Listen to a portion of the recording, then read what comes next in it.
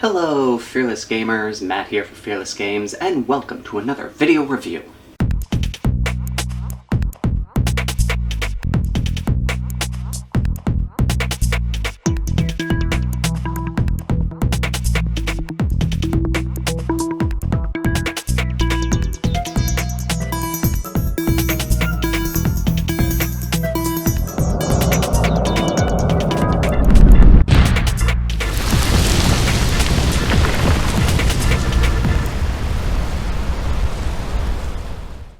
Today's review is going to be of the Beagle V2 by Mintion, sorry. So, recently I had upgraded from a little Ender 3 to a Neptune 4 Plus, and I've been loving it. But there has been one small issue that I've been having with it, and that is the preheat setup. For those who don't know, for some reason, unlike the Neptune 3 series, the Neptune 4 Plus and Max have this issue with their beds. When they are reaching the temperature, the beds kind of like warp and morph as it's heating up and the heat spreads through it.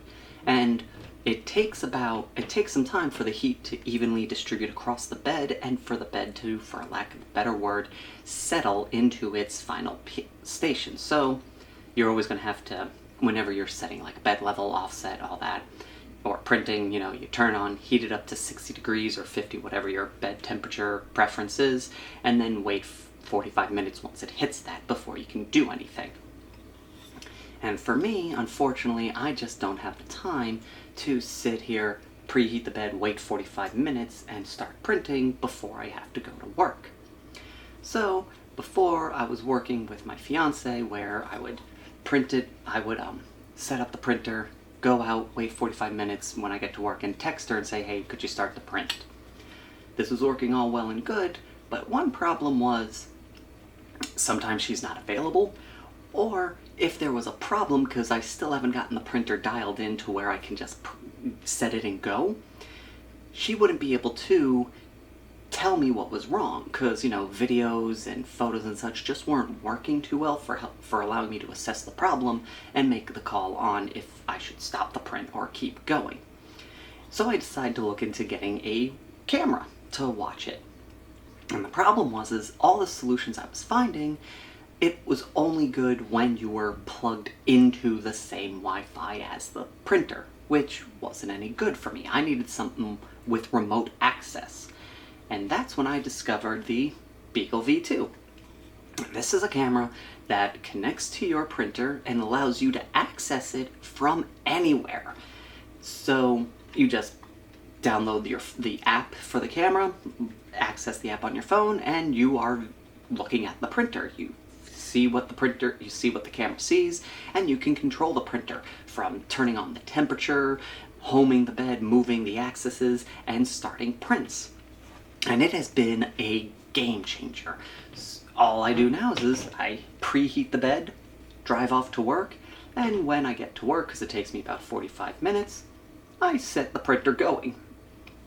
And now, if there's something going on, I can check on the camera. My fiance will contact me and go, hey, take a look, the printer's making some weird noises, or hey, there's some stringing going on, and I'd pop open the app.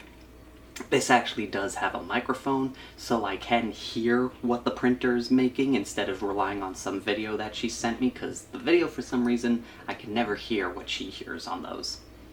So then I was been able to make better decisions on if I should keep going or stop the prints.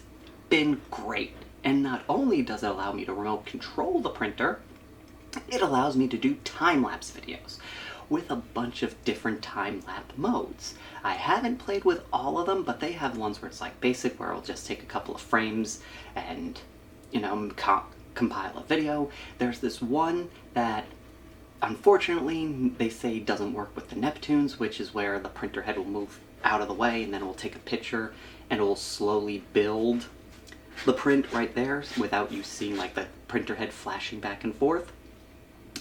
Though lately, now it's been giving me the option to select that, so I don't know if they fix that in an update. I'd have to test it out.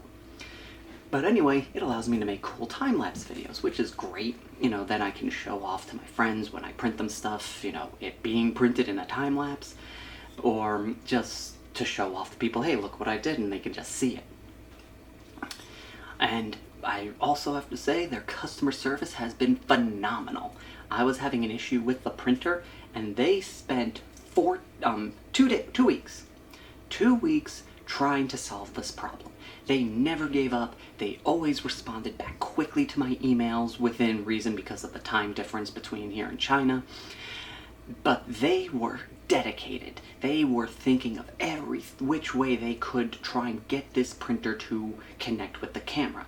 And afterwards, they were able to do it, which I am so grateful for them not only helping me with my problem, but being dedicated to solving this problem and not just giving up on it. And I'll get to what the problem was in a minute, but one thing I do want to discuss is there is one slight issue with it. That is, the instructions are not that clear. It is translated from Chinese to English, and it's not like proofread or cleaned up, so there's a little bit of a translation issue with it. It gets you going, but you get the idea, but there are some bits that are a little bit confusing. The online instructions are a little better because someone went through that understands English and grammatically corrected them. But one thing that I want to point out for anyone who's getting this camera is if your printer is hooked up to the Wi-Fi, you do not need to plug it in to link the two.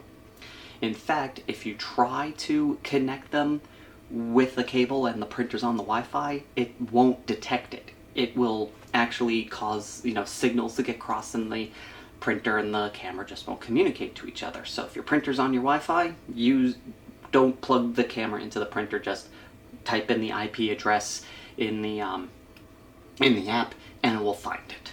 Ugh. Excuse me. Another thing also to be aware of, and this is what was the problem with me, is if you have two Wi-Fi signals, one regular and one 5G, you want the camera hooked up to your 5G network. The problem before was this camera is made for using the fastest Wi-Fi speed your router produces, and I put it on the same Wi-Fi that the printer was on, and the speed for some reason was causing like a lag or something with the camera, which was preventing it from connecting to the printer. Once I switched the camera to the faster network Wi-Fi signal, been running smoothly every day with no issues whatsoever. And if there was any one major problem I had with this, it is that there is no power button. When I'm not using the camera, I have to unplug it from the outlet, and I just don't like doing that. I would prefer a button on the camera that I could just turn on and off instead of unplugging the thing, especially since it's a little, then I just have this wire dangling around, and I just don't like it. So, guys, if you're listening, when you're working on the V3, please add a power button. But overall, I'm enjoying this. The only thing right now that I have to play with is the time-lapse settings. Right now I'm just using the basic factory settings, so if you guys have this camera, feel free to drop in the comments what settings you use for your time lapses so I can give them a look. I'd really appreciate it.